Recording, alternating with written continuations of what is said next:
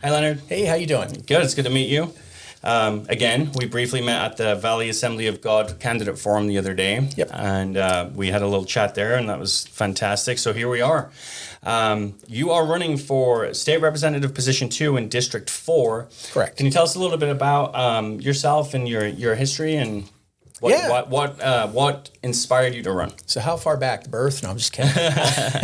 I actually was raised here, for the most part, in Spokane, at least my high school years and some of my junior high school years. My mom just liked to travel a lot and just would come home and she'd say, hey, let's go to Texas today. And you're like, what? So we'd move to Texas, or Louisiana or Wisconsin or Florida or wherever else she decided had a wild hair. So, wow. So she did stick in Spokane for some of our junior high and a lot of our high school. So I grew up here in Ferris High School, graduated in 1984.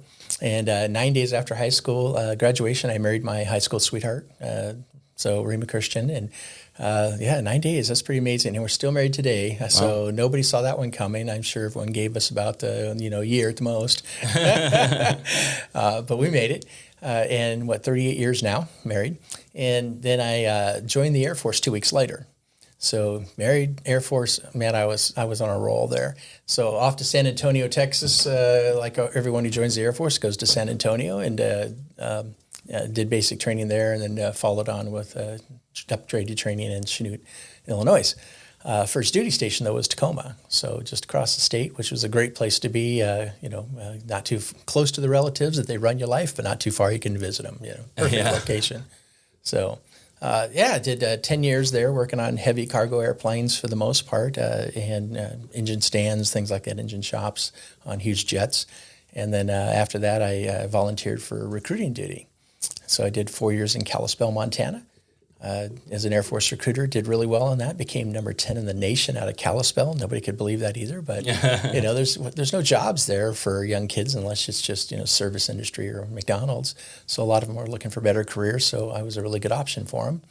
And then after that, I got to Phoenix, Arizona, Luke Air Force Base, where I ran an engine shop. And then shortly after that, we got selected to go to Sydney, Australia. Wow! So I did 3 years in Sydney. And then after that, went to New Mexico, and then finished out my career and retired there.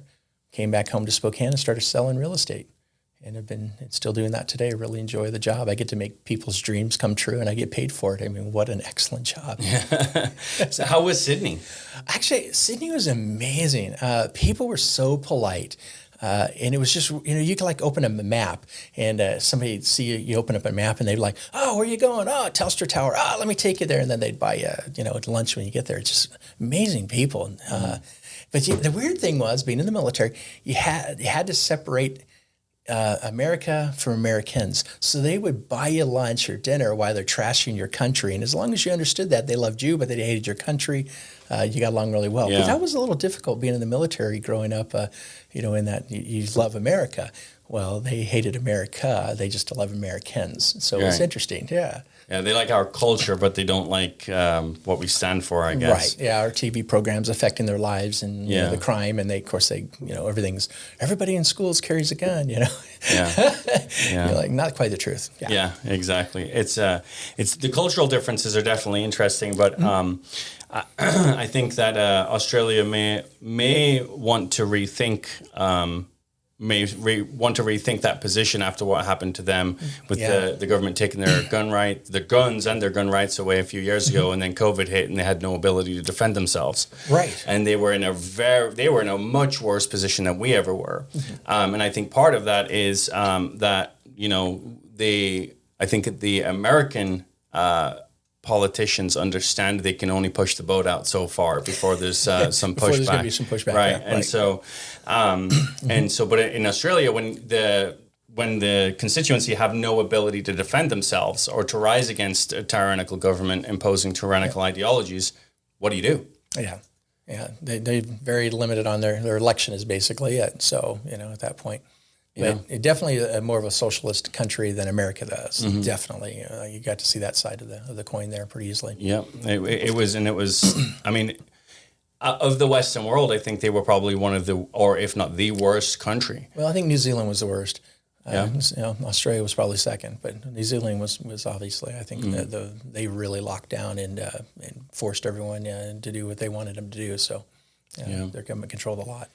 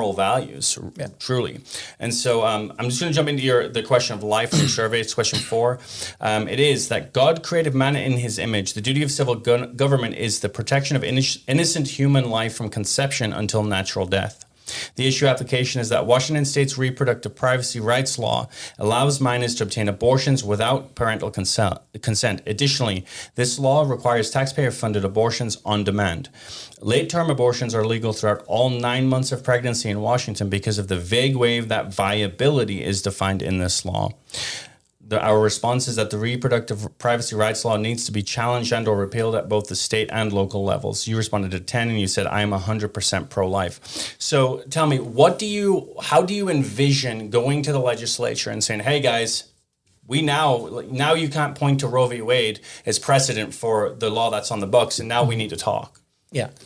So I have a lot different view than some, because my life's been touched by abortion. Back in January of 1965, a young lady went to the restroom in a Texaco gas station and was raped. She was ready to have an abortion, but some young ladies came alongside her and lifted her up and held her, and she decided to go ahead and have that baby that was from rape in a bathroom, in a gas station. That became me. That's my mother. Wow. So when you talk about abortion and folks talking about these needs to carve out, exceptions and such. My life is here because my mom chose not to have that exception in life, and I thank her for that. Well, I'm sure you do because you're here to tell the story. Because I'm here to talk about the story, yeah. And it would have been very easy for her at the time just to say, I just had a young child. She had my brother at the time, probably just over 1.5 at the time, I would imagine. And so it would have been very easy for her to do, to choose that option. In fact, my grandparents just hated her for it and hated me. I mean, loved my brother, loved my little sister, but me, they couldn't tolerate. And it was just because of how I was conceived, and that she wouldn't have the abortion until their dying days. They just never. I mean, Christmas gifts came along. Well, I didn't get one. The brother and sister did. So, growing up, I kind of was put in my place by my grandparents for being an unwanted child. So for that, I appreciate the fact that my mom stood up and did the right thing at that time. So and I never knew that story, by the way, until just a few years ago. So I never really had it until she was getting close to being dead, and she finally decided to share the story of why my grandparents hated me. And so I got a little eye-opening here a few years ago. But so my life's been touched by abortion, and I believe it's a tough situation. I know a lot of people are that, but I am 100% pro-life, and I truly believe that the sins of that guy who raped my mom committed a sin against my mom, and she didn't make me pay for that sin. And I understand that there's a lot of ladies in a difficult position who may have had something similar. I just want to encourage them to the fact that they don't make your unborn child pay for that sin of the mother, because sin is sin at that point.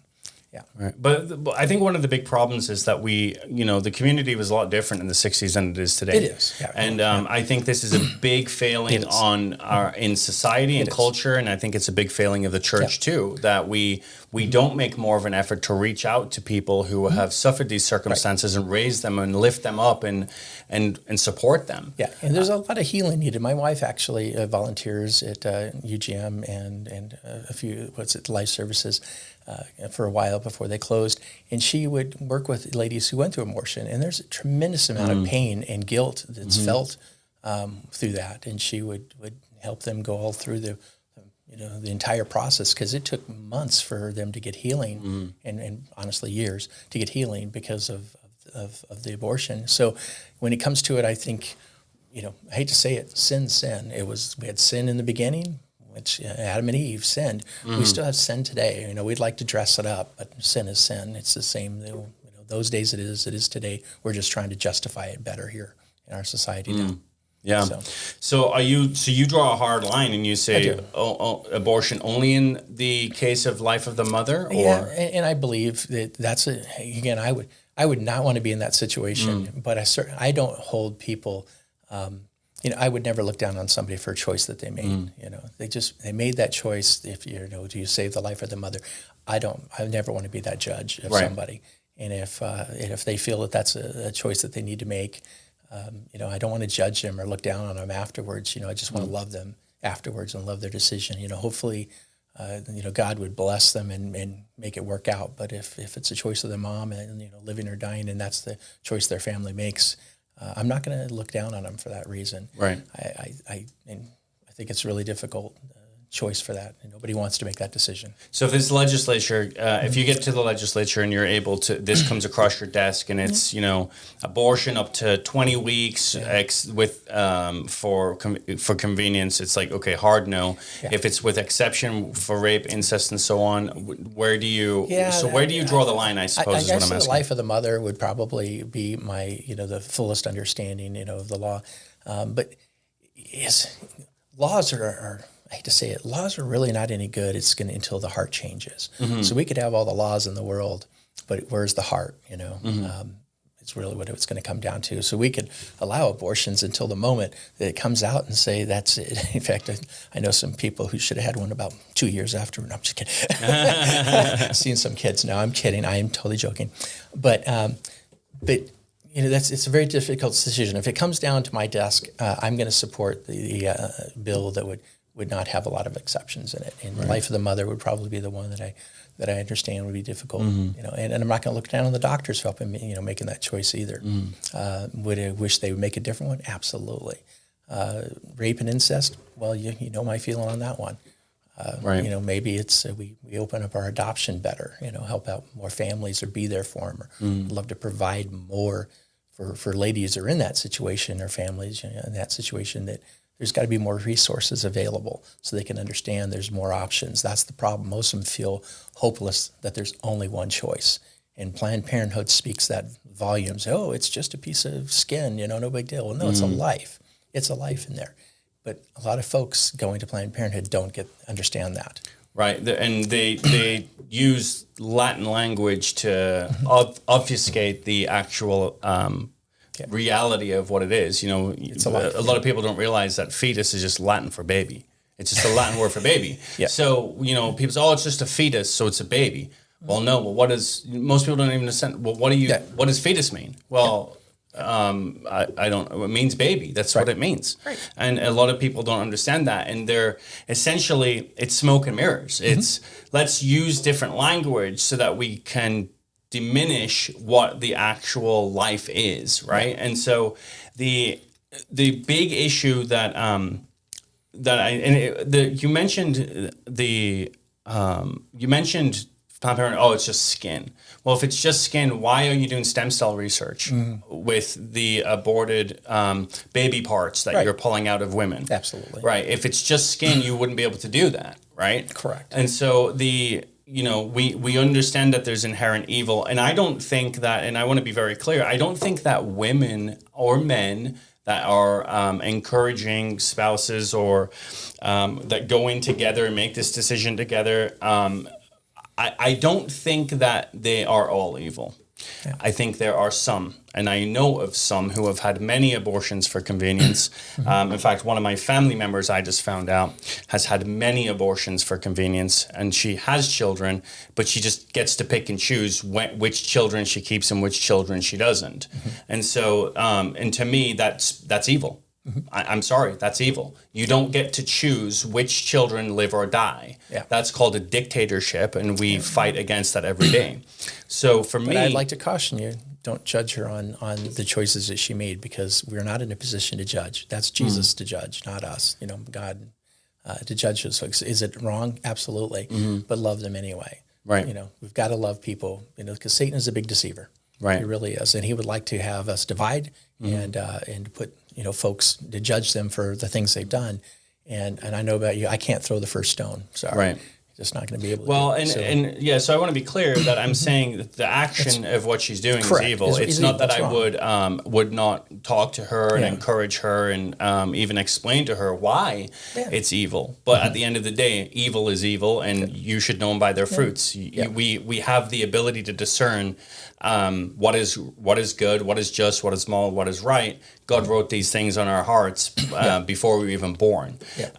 And so we know, even when people say, well, I'm not a Christian, they still know right from wrong. Ted Bundy knew the things he was doing were wrong. Yeah. He chose not to listen to his moral character and decide to go against that, right? So, and he knew he was evil. He even said it. He said, I should be, if there is a heaven or a hell, I definitely should not be in heaven, right? And I'm paraphrasing, but I remember an interview where he's essentially said that. Because someone asked him the question, should you be forgiven? And he said, if I was you, I wouldn't forgive me, right? And so he knew what was right and what was wrong, but he still chose evil over good. And so there are people that we know that are evil. I'm not saying everyone that gets an abortion and so on is evil, but there are people who make choices because they want to be selfish. And as you know, we're taught to be selfless when it comes to Christ. So we have to be very, very cautious about that. And I would never strike someone down 1 or 100 abortions. I would hope that we could sit down and explain to them, because like you said, it's traumatic for them too. It is, absolutely is, the whole family. Yeah. And so we don't really talk about that enough. I think when we talk about life, we say, oh, well, it's her right to choose. It's like, okay. And in the short term, you might have confused her enough and used jargon that she doesn't fully understand or comprehend and convinced her that it's not a child. But in the long term, she's going to look back at that, and she's going to, at some point, it might be a year or 5 years from now, maybe she's looking to start a family with a new husband or whatever the case may be. And she looks back and she goes, you know what? That was a child. And then now so it might be 5 years from now, it might come back to, I did this and it was wrong, right? Yeah. And so I think that we definitely need to educate more on that issue. And I will agree with you 100% on that one. We need to educate people more. And that's where our focus really needs to be on, because I do believe there's a lot of folks who go into Planned Parenthood not understanding what is about to happen. Taking the pill. The Plan B pill. They don't understand what that's going to do to their body or what's going to happen to them at that point in time. So I think you're absolutely hit that one of the right. Education should be part of it for everyone to understand that is a choice. But then to educate people, they have to know that you care enough about them that they care about what you're listening or speaking. They have to know you have their best interest in mind. And I can tell you, politicians don't always feel like people don't trust politicians. They don't feel like they have their best interest in mind. Well, we have good precedent not to trust politicians, right? So that's part of that. Well, and I will say, again, this is another failing of the church. It is. Because there's a pastor, and I can see him clearly. He runs a church, a Baptist church in, I believe, Tempe, Arizona. It's called Apologia Church. They have single-handedly, as a church group, shut down 4 or 5 Planned Parenthoods in their area. And they don't do it with hate, and they don't condemn people to hell. What they do is they peacefully protest, and they tell the people who are going into Planned Parenthood, if you do not want this child, we have people who will adopt. We'll pay for all the adoption fees. We'll do all these things. If you want to keep the child and you feel like you can't afford it, we'll give you all the diapers. We'll give you all the wipes. We'll give you all the food. Do not commit murder. Come out here and talk to us. We love you. We want to raise you up. And I look at that, and Pastor Jeff Durbin, Apologia Church, they have many, many videos. They've gone to jail for it. and they stand resolute in God's word on life. And they say, no, we want you to have this child. And they've got dozens and dozens and dozens of success stories where they've been able to turn that around. And they literally have a photo album of children that mothers have kept and loved unconditionally due to them going there and saying, hey, there are other options. Yeah. And the church is the option. And not only do you then save a life, but you save 2 souls, because now you're bringing 2 people to Christ. You are showing them Christ in that moment, and you're able to get them to start trusting in him, that he will have your back.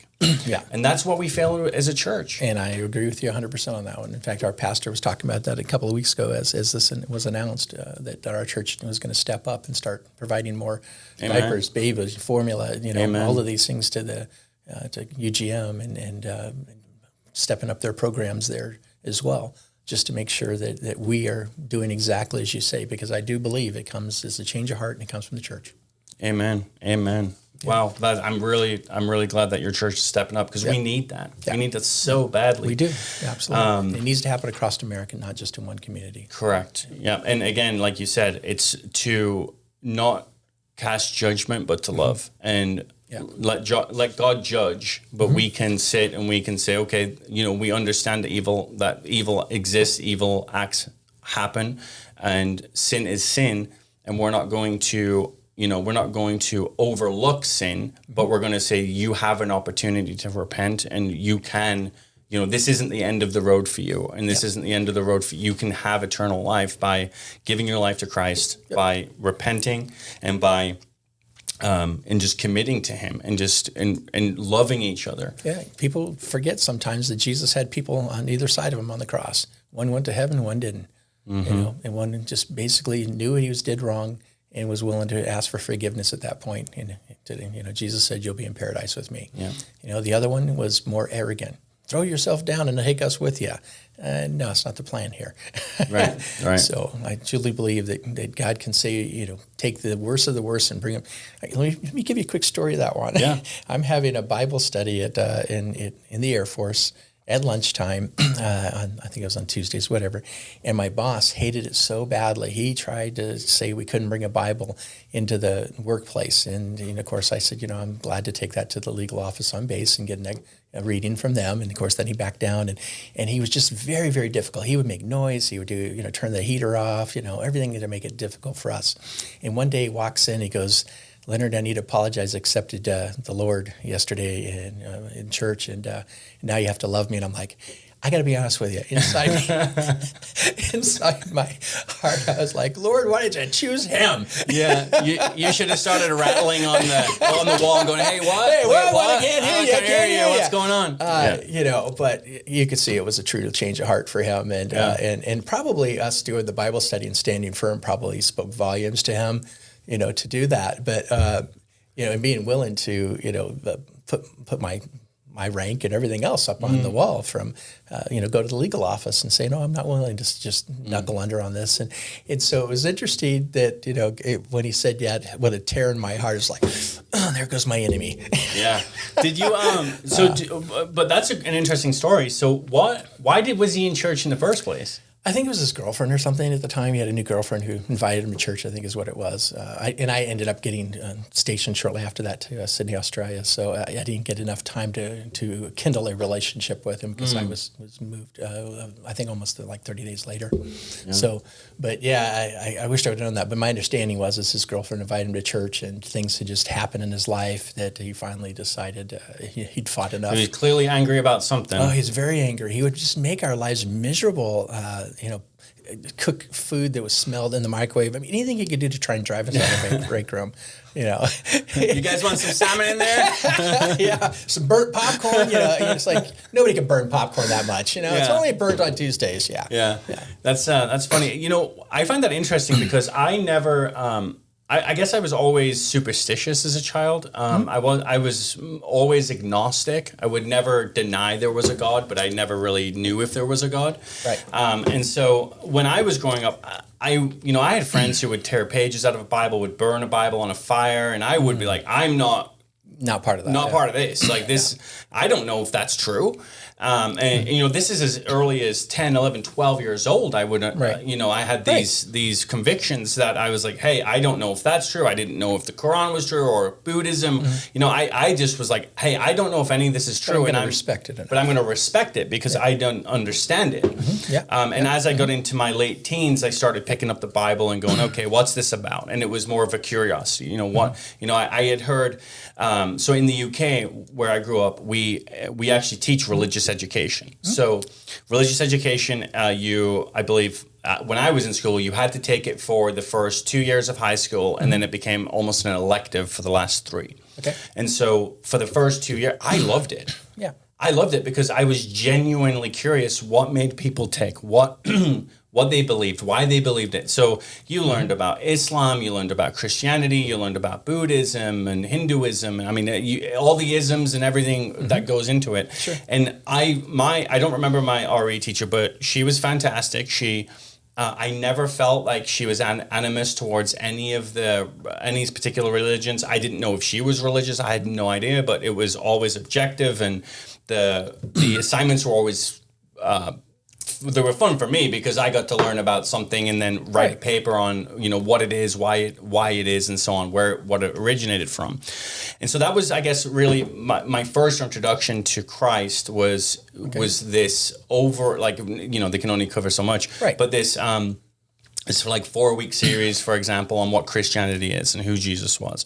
And, I would always hear, well, he was a great teacher, but nothing more. So then as I got into my late teens and I thought, what did he mean he was a great teacher? What does this mean? So I picked up the Bible, I started reading. And so I had a logical understanding of the Bible to a point. Before I even became a Christian, and I had questions, and I would ask people, and I would challenge Christians, and it was probably a 10-year thing for me before I gave my heart to the Lord. But I wasn't angry, and I wouldn't cast Christians down like your boss. And so I never understand that mentality. All that to say, I never understand that mentality of, why is there such a resolute disdain in society for Christians? And I think it's just, honestly, it's the sin. Satan wants to, encourage sin, and we stand against it is what it comes down to. So it's more of a heart issue and a spirit thing. As we get closer towards the end times, I believe that the Holy Spirit is being more and more restrained. And some people say it's your conscience. More and more of the conscious is being restrained. The things that say, don't steal that or don't kill that person or whatever. And I think that those things, the Holy Spirit is being more restrained as we get closer to the end times. And so people are becoming more evil, in my opinion. And so I think that the ingrained knowledge of right and wrong is being more and more hidden as we get closer to the Lord return. Right, and I would agree with that. I mean, because you just see it every day. I think that we are getting a decent pushback, though, culturally. I think you have people, free thinkers that are not necessarily anti-establishment, but more anti-established media, because that's truly what controls narrative and controls the culture war and so on. And so we do have a lot of free thinkers now with YouTube and the internet's definitely changed a lot. I mean, for the good and the bad. I mean, you would never, how we've got the choice of coming in your house of pornography or Sunday service on the same stream coming into your house. You get to click and choose. So we never seen those things, back in the 50s, 60s, 70s, and 80s even. So it was the 90s really where we started to see all, instant access, your phone. You could be standing out in the middle of nowhere and have access to anything you want, pretty much, any choice you want. Yeah. And it was funny. I was just talking to a friend about this issue and one of the pornography issue. And I think the biggest thing is if you go to a pornography website, you have to click one button to acknowledge that you're 18 years old. Yeah, and not even that most of the time. Yeah. And so my thing is, I understand that, free will and people get to choose. But surely there's something we can do about having people, whether it's input a credit card or provide an ID to to these companies and say, hey, you don't have to store this person's information, but you need to verify it. Yeah. I think in the long run, it comes down to, you can't legislate, morality. You just can't. I mean, the more we want to, try to legislate or, change people's heart with laws, you're just not going to be able to do it. Heart change comes from, relationship with God, relationship with, good other brothers who are making an example out there. Those are the ideas that actually change. We can make every law in the world, and I can tell you people are going to find their way around it. If they're evil intent in their heart, they're going to be their evil intent. You just can't make a law to make it better. And I understand that, but we can make it harder. Yeah, you can put it. It's like a padlock, and padlock will keep the honest people, honest. That's really what it comes down to. Yeah. Well, it keeps the kids safe. It's more about the kids. I mean, to be honest, if you or I wanted to go look at pornography, that's on us. We know we're sinning. Yeah, we know we're sinning. But an innocent kid who gets a pop-up or happens upon a website or something. School library. Yeah. Yeah. I mean, there's got to be something we can do that makes it inherently harder for children to access this stuff, and because it's damaging. It is. And then that's where we need to focus the law is on. It's the same as if somebody else was feeding kids poison. This is really what it comes down to. I think as a legislator, we need to focus on the fact that you're poisoning our kids' mind, and we need to see what we can do to curtail that, stop it, whatever. And I agree with you on that. But again, the overall issue is it comes down to a heart issue, right? And we need men and women to stand up and be examples, right? Every day I like to preach about God. And if I have to, I'll use a word. Right. Rather use it as an example of my life. Doing the right thing, making the right choices. Do I always, perfectly make it? No, I wished I did. But for the most part, I want my life to be an example of what you should do. Yeah. And there are, and there's another side to this too, where it's, parental observation. Parents need to know that there are things out there that can help. Yeah. You safeguard your children when they're on the internet, on your computer, on a cell phone, on their cell phone if they have a cell phone. There are affordable ways to protect them. There's one called Covenant Eyes that our church teaches about that can protect children, gives you control over blocking moderate, strictly, or so on. It really goes into detail. And so... And then there's other programs that, like I volunteer teach occasionally at Moody so they have an airplane program where they take young folks that are interested in becoming a missionary and take them from literally high school through college to become a pastor with the biblical degrees. They teach them how to become an aircraft mechanic and then go on to teach them to pilot, so they're fully ready to go out into the mission field, ready to go. And I volunteer because I've had a lot of years as an aircraft mechanic. So they have a program that the students agree to sign up, and the instructors actually, if you're teaching there, you're on contract with them. They have you sign up, and anytime you go to websites that are even remotely questionable, your accountability partner gets a report on you being on these sites for you to, so them to reach out and call and say, hey, what's going on? I made a slip on wrong finger, or this site linked or whatever by accident, but you were there an hour and a half. Justify that one as a slip of the finger. Yeah, you're not going to slip a finger there. So they, and I think accountability of your brothers. I actually have a Tuesday morning Bible study where I have it's not really a Bible study. We do an accountability group. It's brothers in the Lord who are willing to sit together once a week and hold each other accountable and have breakfast and read the Bible. And our focus is on Tuesday morning accountability for each other's lives. Right. So. That's awesome. And so, parents, if you're watching and you're worried about these things, there's great programs out there. Covenant Eyes. Just search, on Google or whatever search engine. Just search for, well, I guess what would you search for? Child protection on the internet, something along those lines. Website blockers or something like that. There you go. Or accountability, blocker programs. There's got to be. I'm sorry, I didn't get into all their programs with them, but I just know that they talked to me about having those programs. I know that Covenant Eyes is the one I'm familiar with through my church. So that one's a great one, a great option for people too. Sure. So let's jump into question 12. 12 on the survey. Okay.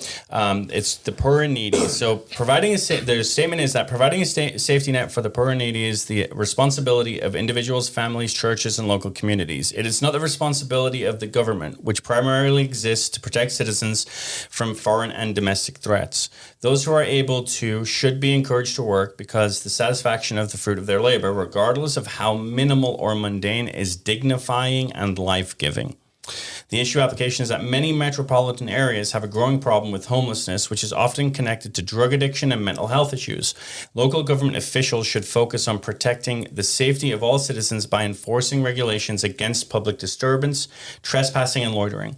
The response is that government officials should leave the provision of housing, rehabilitation, or other social services to individuals, family, and private organizations that are better equipped to directly help the homeless. Additionally, local officials should support law enforcement with proper funding, good faith negotiations, and responsible accountability. And you responded at 10, strongly agree. So what are you seeing now, and what are you proposing that we do? We have a clear issue here in Spokane and in the state as a whole, I think now, with homelessness. And so how do you see this issue unfolding? How do you see this being fixed in the long term? So again, I'm probably a little more touched than some folks on this, and I did a lot of camping with my mom growing up, my brother and sister.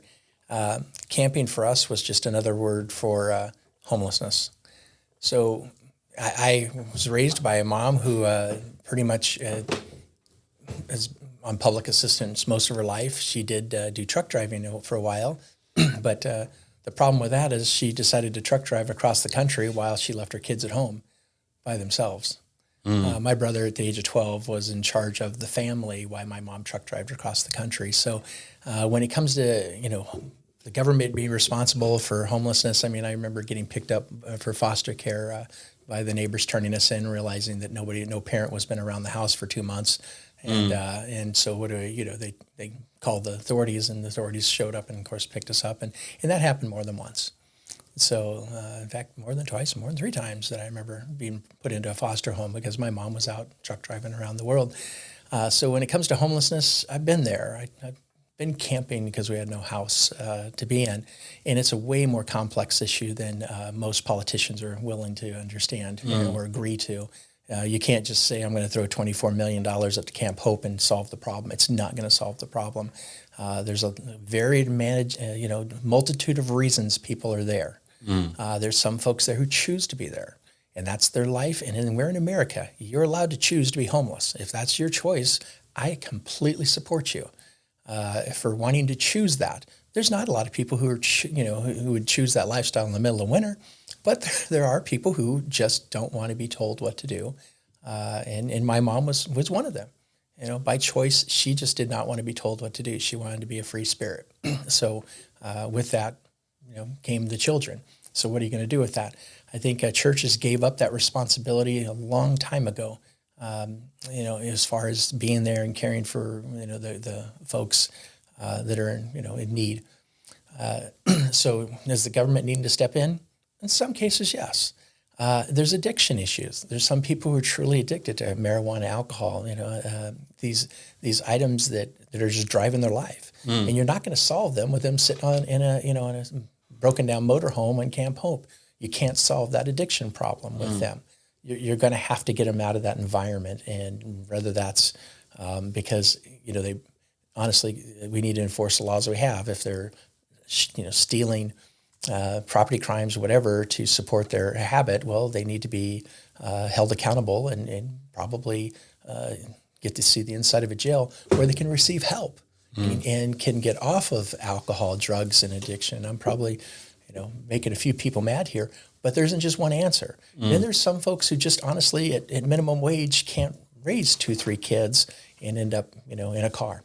And that's how they're living. So, it's really nicely to say, just throw $24 million, we'll create one law and it's done. That's not the answer. There's a lot of people. God created us all individual. We need to figure out why these folks are that. It's causing them to be there. And in some cases, it should be private organizations. UGM does an amazing job of taking folks through basically an 18-week program And I just went to the graduation here in the Valley last week. Amazing program. People so proud to stand up and say, I was on drugs, I was in jail, and now I'm free and living a godly life and being a productive member of society. Amazing. But then there's folks who just, have these young kids. We have to care about the kids. If the mom can't make a choice because of, her addiction or whatever, we have to step in as a government and care about those kids.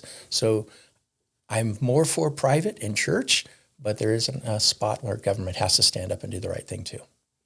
Yeah, and it's interesting. You mentioned something there about when the mom or dad can't make the decision because they're addicted to a substance. So my wife's sister actually was a methadone addict for basically her whole life until she overdosed a few years ago, and she has 3 children, and my wife was burdened with the 3 children from a young age, 16 on, to essentially care for them because she was incapable.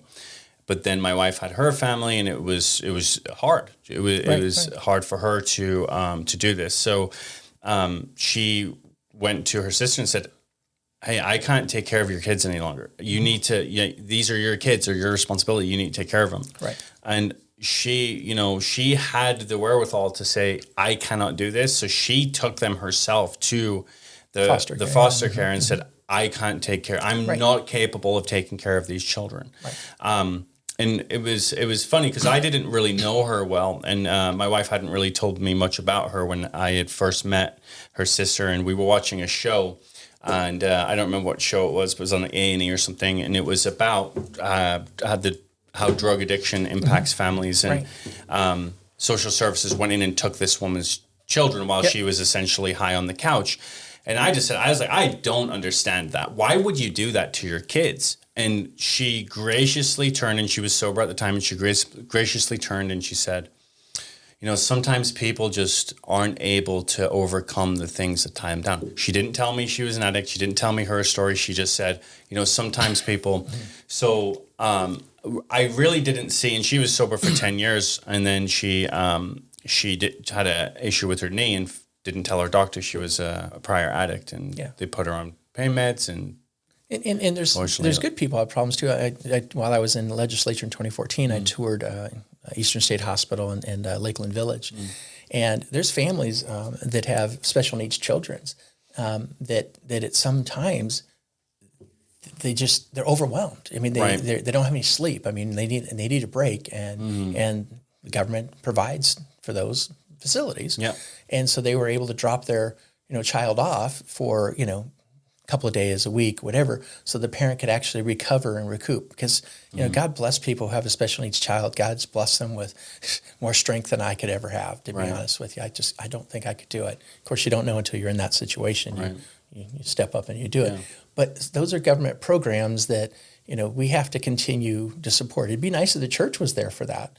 But sometimes the church doesn't have the expertise to take care of a nonverbal, combative child, and mom's getting tired of being hit, and it's not the child's fault that the child was born with that defect for whatever reason. And so you still love your child so much, but you still sometimes need a break. And our society needs to be able to provide for some of that. Right. And that also comes down to the individual. If you have a neighbor or a brother and sister in Christ that, or even not a brother and sister in Christ, maybe it's someone that isn't a Christian and that you know well, I mean, that's a good opportunity to steward and show them Christ by saying, hey, would you like me to help for a few days so you can take a break? It doesn't necessarily mean that the parent isn't around, but that you take the burden while they can just go sit on the porch and you just go, if you have a question, ask them the question, but help, step up to the plate and just say, hey, I have a few hours on Saturday night. You and your husband go have dinner and I can take care of your child for a few hours while you guys go have dinner, right? And these things are, they do. These things help tremendously. And that's where people become the church. Amen. Absolutely. Amen. Absolutely. We are the church. We are the church. We are the church. Absolutely. So this is not like you said, it's not a one size fits all issue, and it's not an issue we can throw money at. We've seen this in Olympia. They've been doing it for years and years and years and years and years. With no success. It gets worse, and to the point where now they have to go in and bulldozer essentially bulldozer and spend millions on cleanup because they're camping in parks and a park right across from a school, and and people say, well, it's not, we ought to be compassionate. Well, it isn't compassionate when your children fear going to school because there's a homeless camp across the way, needles thrown down the streets and so on. That's not compassion. Yeah. Well, and you brought it up earlier how we need to support the policemen, and these. I'm good friends with several policemen. In fact, I'm good friends with Sheriff Ozzie, and we talk about this all the time. There's times when his deputies cannot finish the report, and the people are back on the street. That has got to change, and the disrespecting of our law enforcement, folks who have been or chose to serve our community and stand up and how dare we have defund the police? How dare we? Right. That is just not acceptable. We need to respect and lift up our police officers. Is there police officers occasionally that do bad things? I can tell you in the Air Force we had people that did bad things, but we took care of business. Those people got, us in the Air Force, we took care of those folks because they brought discredit. And I believe it's the same thing on the Sheriff's Department. When there's discredit brought upon them, they take care of themselves pretty well. Ozzie doesn't tolerate a whole lot of, of that in this Sheriff's Department here in Spokane. And so you love him or you hate him, he does not tolerate people doing bad choices amongst his ranks. Right. And so for us, we need to respect the police, need to give them the tools, the money to get the job done, and we need to provide, the services when they do arrest somebody for a crime. There needs to be a jail bed available to put that person in. There needs to be accountability in our judicial system that they don't just walk out or get a slap on the wrist, because there's a very small amount of people who are causing the amount of crimes. I was rear-ended by a drunk with no license, no insurance, no registration, because it was his 9th DUI accident. Why is that person on the street? Why was he in a car? Right. But he's going to continue to do that. He's going to continue to do it. He's shown that 9 times. Yeah. And I was his 9th rear-ending accident at a traffic light. And you know what the whole problem was? He got mad because I made him spill his beer. Wow. Yeah. Priorities. But this comes back to individual accountability. Absolutely. And with that said, we made defund the police about race. We made it, cops are bad. They kill minorities. They kill black folks all the time. And it's just statistically not true. There are more white people shot by police across the United States than any other race. And more black people shoot black people, which is, right. It's really, it's very saddening. But that, again, comes back to the heart and the issue of Satan, working in America. But, the point I was going to make, though, is we made defund the police about race. Mm-hmm. But then we had a black police chief in Seattle who said, this is bad. Yeah. You guys don't understand what you're going to do to our streets. Yeah. And then was so willing to stand and die on that cross that she resigned and said, not willing to do it. Not willing to do this. I'm not going to operate this police department on 2/3 the budget of what I had before with crime, homelessness, and all these issues going forward. And so if it's about race, then shouldn't you have stood behind the black police chief who... Well, and I think a lot of, it's real easy for somebody to yell and scream and, walk down the street. You got to think about the fact that police officers are humans too, and they have families, and they want to go home to their families safely. And we need to provide them the respect, the gear, the money, so that they get the end of their shift, go home, feel good about what they did, and their parent, their children don't they want their mom and dad to come home. Right. And be their mom and dad. The whole idea of putting, defund the police, not providing them with enough policemen to back up, and, the disrespect of the policemen. Why would anyone be a policeman in this, current climate? I just can't imagine it. Mm-hmm. Nobody needs a job that badly. Right. And what's interesting is, I believe in the UK, and it was this when I was growing up, there was always 2 cops to 1 squad car. Mm-hmm. Yeah. Why don't we have 2 cops to 1 squad car here? Yeah, it's just about and then people drive by, and I've done this. I'm guilty. I drive by, and then there's 3 cop cars for 1 small fender bender or one, and I go, what a waste of money. Yeah. But the waste of money is that we don't have two cops in one squad car that can work together on an issue so that those other two squad cars can be working on other things because you have 3 squad cars, but you have 3 police officers there. So we can literally save a third of the money by putting, or even more because you're not running 2 squad cars to, or 3 squad cars to one issue. Right now. Right. And so you know, and I know that I was talking to, John Knowles, and I've talked to Michael Zalars, and we do have really good backing in Spokane County for our police, and we ought to have. And they do have the capacity to increase the force, but the problem is getting the people to do it because no one wants to be a cop anymore. They don't. Because every cop's a racist, every cop hates every person, and they are just out to get you. And it's like, no, they're there to serve and protect.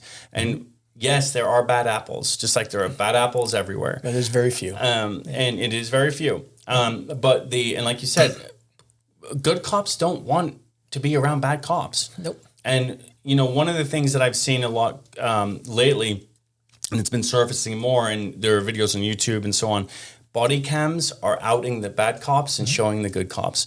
And I'm not talking about shootings. I'm talking about just even interactions, you know, and just general, just, hey, you ought not be doing that. And so I've seen videos where a cop will show up and they'll say, you know, they'll observe, and then they'll finally go over to the deputy and say, you need to leave, go, get out of here.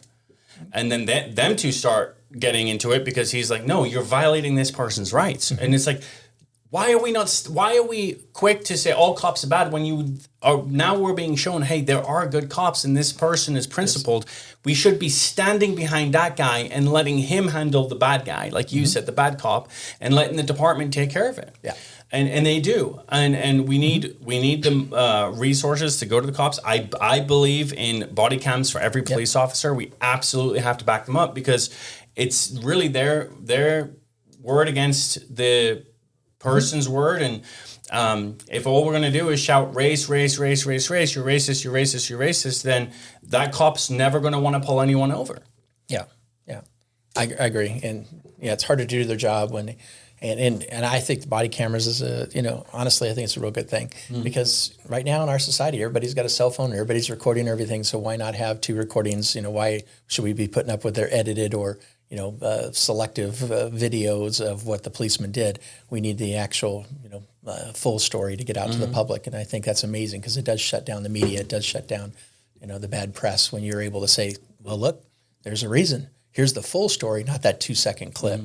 Yeah. And we saw this in the Kyle Rittenhouse case, actually. Absolutely. Where they spun narrative, and then it turned out when we went into court, when they went into court, you saw all these different angles that weren't shown to us before, that was withheld and was found in discovery by the defense. Right. And then the defense showed this to the nation and said, hey, look at all these angles, look at all these things, look at these things that happened that led up to this event.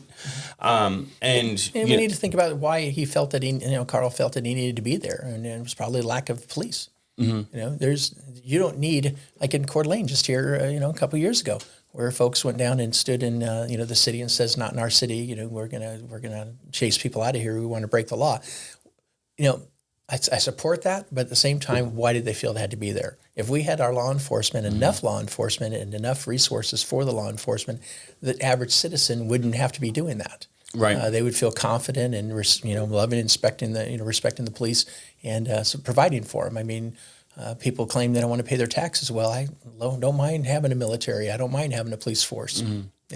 Yeah, and we ought to be putting the bulk of our tax. I mean, that's what government was institutionalized to do, was to provide.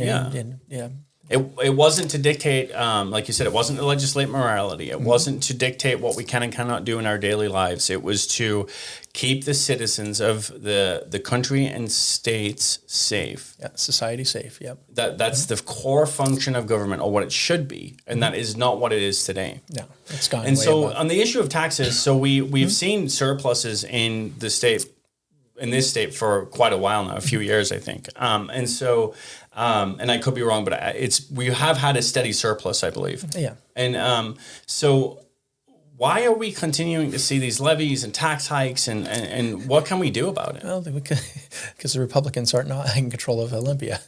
So is really what it's coming down to. I believe that Democrats are by the most part, are more social minded, and they continually want to increase their social programs. And to do that, they have to increase their taxes to support those programs.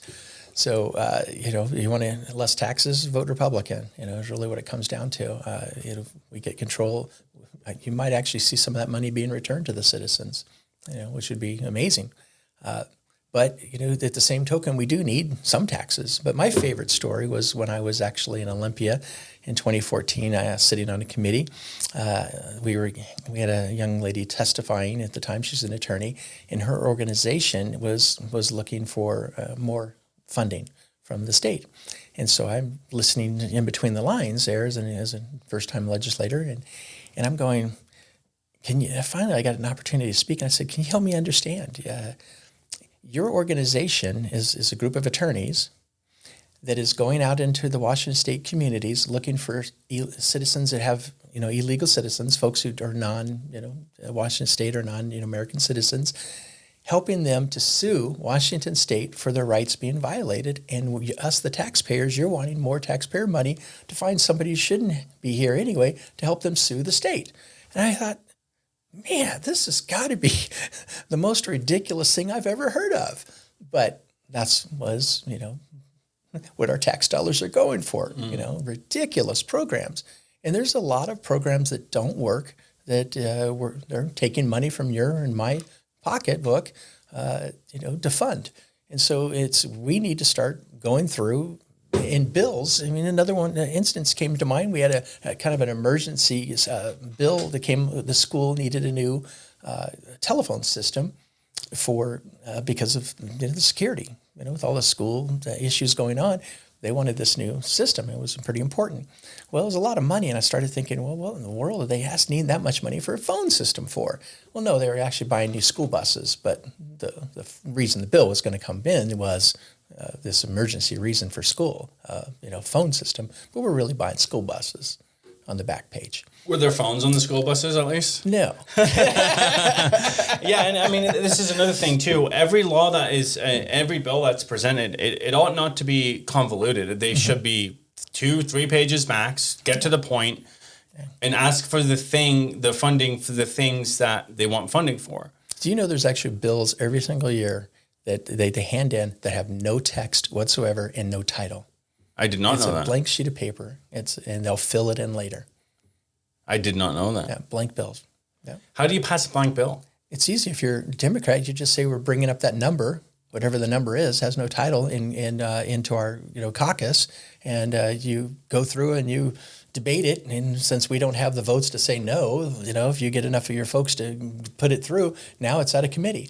And you're like, how does a blank bill get out of committee? Well, they'll fill it in later with whatever topic they want. Wow. Yeah. Wow. Blank bills. Yeah, and of course, then we pay for the research on the blank bill as a taxpayer.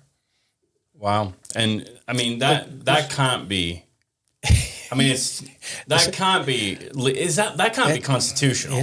Well, it's done. It just blows my mind to see this kind of stuff, and it still goes on to this day. Blank bills, no title bills, no text, no title. That perplexes me. Yeah. I've never heard that before. Do you think that? Do you think people know this happens? I mean, obviously, I don't think the average citizen knows. I mean, if you ask the average citizen who's your state representative, I would say probably 2 and 3 couldn't give you a name, not one. Because it's just, or even what legislative district they live in, or precinct. I mean, and I get it. People, especially Republicans, they're working hard. They got a family. They got businesses. They got jobs. That they're focused on, and government should be smooth and operating without the need for them to be down. Walking with a sign. I mean, the whole idea is that government should be making their life a whole lot easier so that they can do the things that families like to do. And so I get it. They're not everyone's going to be, all right, who's my representative? Who's my, unless the ballots come out. So I get it. I wished it wasn't that way. I wished every American citizen was involved to some degree in what they passionately believe in. Yeah. Well, Leonard, thank you so much for coming and interviewing with us. Can you let people know where to find you, how to get in contact with you if you have any questions? Yeah, the easiest way is my website. So you ready for this? LeonardChristian.com. Well, that's a hard one.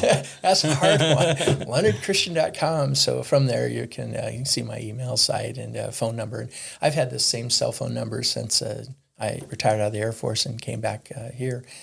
So it hasn't changed. It didn't change when I was in Olympia. People called me out of the blue, and actually somebody called me the other day on a sign issue, and they're like, they couldn't believe that I actually answered the phone. It's like, no, you got my cell phone. It's the same thing with business. I'm a realtor, and when people call, they don't get my team, they get me. Right. And so I love having that same phone number. So it's 509-869-5363. It's also on my website, LeonardChristian.com. So if you want to reach out and talk to me, sit down, have a cup of coffee or something, be honest, I'd love to do it. Love to hear people's opinions because I think with more information, you're able to make a wise choice. Amen. So. LeonardChristian.com. Thank you. Thanks.